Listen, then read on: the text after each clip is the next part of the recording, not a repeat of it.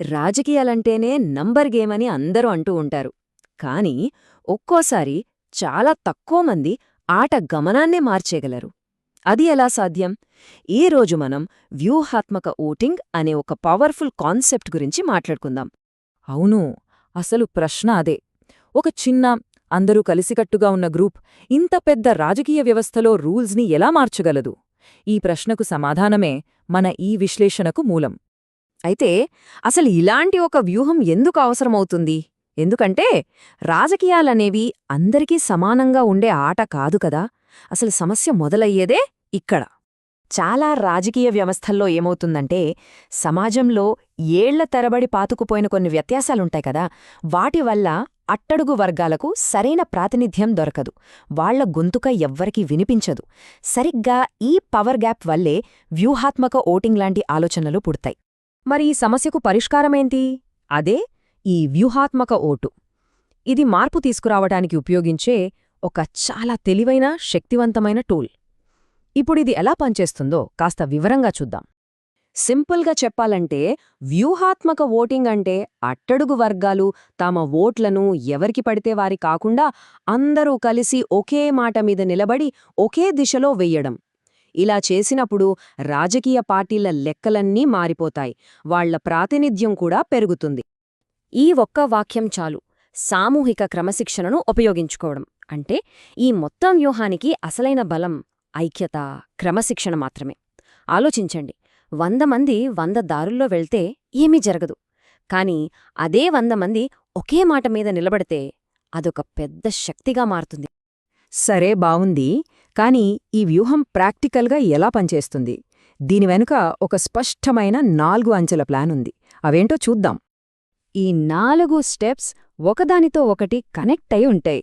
First, ఐక్యతతో ఒక బలమైన సిగ్నల్ పంపటం. ఆ సిగ్నల్ పార్టీలపై ప్రెషర్ క్రియేట్ చేస్తుంది. ఆ ప్రెషర్ కొత్త ప్రత్యామ్నాయాలకు దారితీస్తుంది.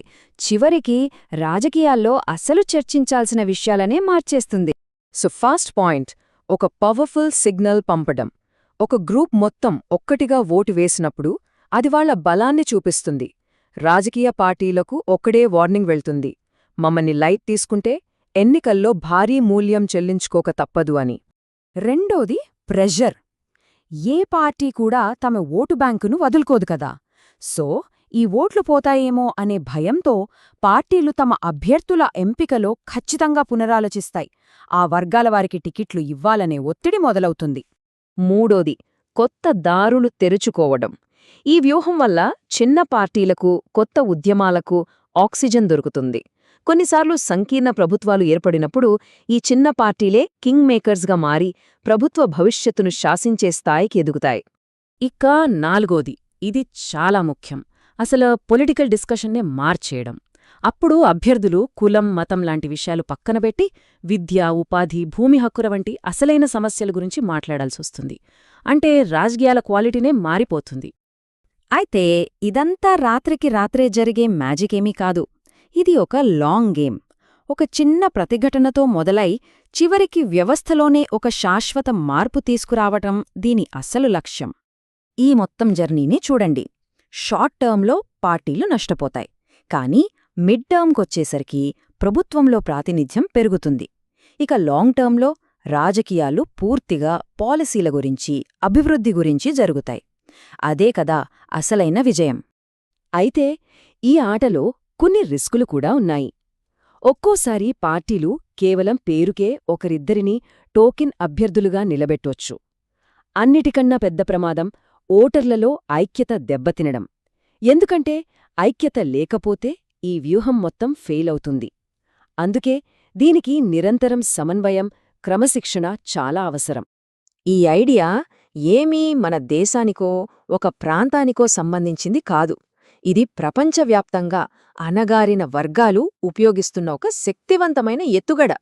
ఉదాహరణకి అమెరికాలో పౌర హక్కుల కోసం ఆఫ్రికన్ అమెరికన్లు తమ ఓటు శక్తిని సరిగ్గా ఇలాగే ఉపయోగించారు.